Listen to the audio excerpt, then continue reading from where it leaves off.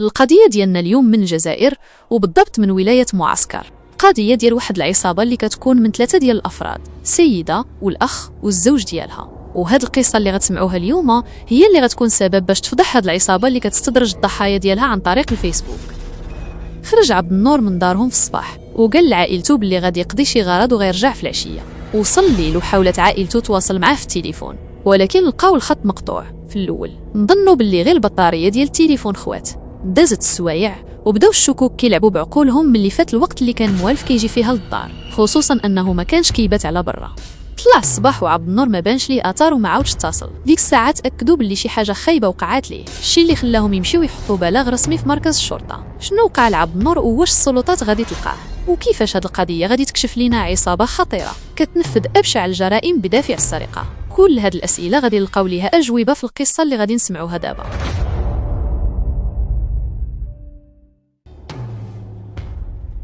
عبد النور اللي كان ولد عائلة غنية كتخدم في المقاولات، كان عايش حياة كلها رفاهية بفضل العمل ديالو في مجال البناء اللي ورثو على عائلته. رجال الأمن تعاملوا مع البلاغ اللي حطاتو العائلة بجدية كبيرة، وهذا الشيء حيت ما كانش الأول من نوعه، ولكن سبقوه 3 بلاغات كتشبه ليه ديال شباب غبروا في ظروف غامضة وكانوا تقريبا في نفس عمر عبد النور وكلهم من عائلات غنية. حتى لديك اللحظة السلطات ما لقاتش حل لهاد القضايا، وهذا الشيء خلاهم يشكوا باللي كاينه شي عصابه خطيره كتستهدف الشباب الاثرياء، كتخطفهم وتقتلهم باش تدي لهم طوموبيلاتهم وفلوسهم. الشيء اللي خلاهم يتحركوا بسرعه ويديروا بحث في سجل المكالمات الاخيره اللي دارها عبد النور، وتما غيلقاو باللي اخر رقم اتصل به كان ديال واحد سميتو طارق.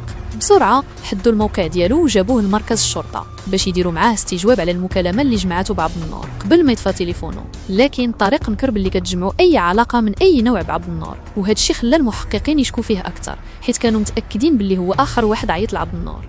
هاد الشك دفعهم يزيدوا الضغط على طارق في الاستجواب، وهما عارفين باللي مخبي عليهم شي حاجه. وهنا بدا طارق كيعطي روايات متناقضه، لكن الشرطه بقات كتواجهه بالدليل اللي هو الاتصال الاخير اللي كان بينه وبين الضحيه، ولكن في كل مره كان كيقول روايه في شكل، حتى نهار في الاخير واعترف باللي كان طرف من مؤامره دارتها العصابه للشاب باش يسرقوه ودفنوه في دار اختو.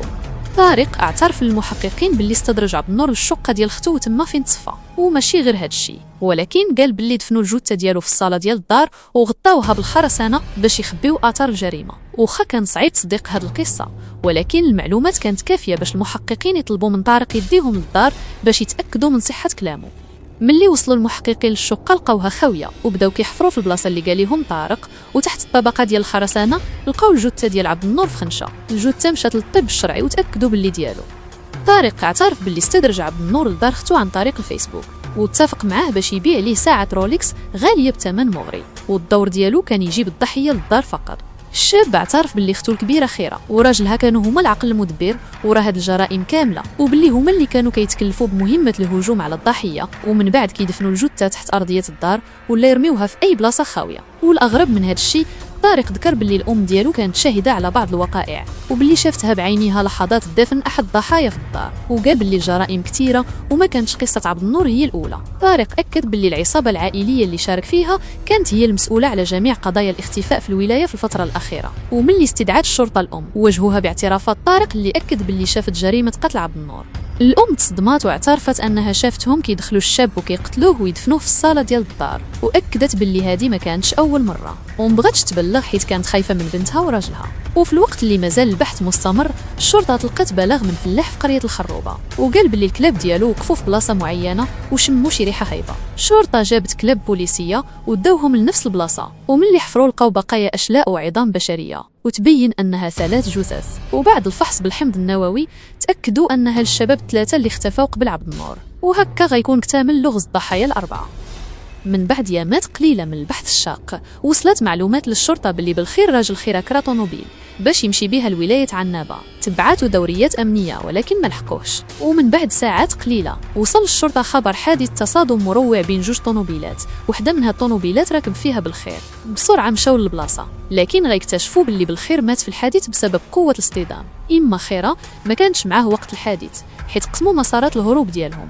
امور سيمانه تحدد مكان خيرة وشدوها، واعترفت تحت الضغط واعترافات الأم والأخ باللي كانوا كيقتلوا الضحايا باش يسرقوا فلوسهم وممتلكاتهم، وأكدت باللي العصابة ديالهم فيها 10 أفراد، وهي وبالخير كانوا الرؤساء ديالها، وكل واحد عنده الدور ديالو، من استدراج الضحايا حتى الدفن وبيع المسروقات. خيرة قالت باللي المشاكل المادية هي اللي وصلتهم لهذا الشيء، ومن بعد باش يتفاداو ويتفضحوا ملي بداو الناس كيشكوا فيهم قرروا يقتلوا الضحايا عوض غير يسرقوهم. حتى لهنا غنكون وصلنا لنهاية الفيديو ديال اليوم. إلا عجبكم ما تنساوش تدعمونا بواحد اللايك وشاركونا آراءكم في التعليقات. السلام عليكم.